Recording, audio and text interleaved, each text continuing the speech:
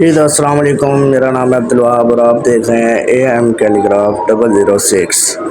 तो आज मैंने ये पेंटिंग सामने बनाई है और अब इसके ऊपर हमने वार्निश करना है। तो वार्निश कैसे करना है, मैं मास्टर का वार्निश यूज़ कर रहा हूँ और उसके अंदर 50% आपने मतलब हाफ और हाफ हो, 50% वार्निश और 50% मिट्टी का तेल मिक्स हो। तो वो मैंने कर लिया, अब हम इसके ऊपर अप्लाई करते हैं।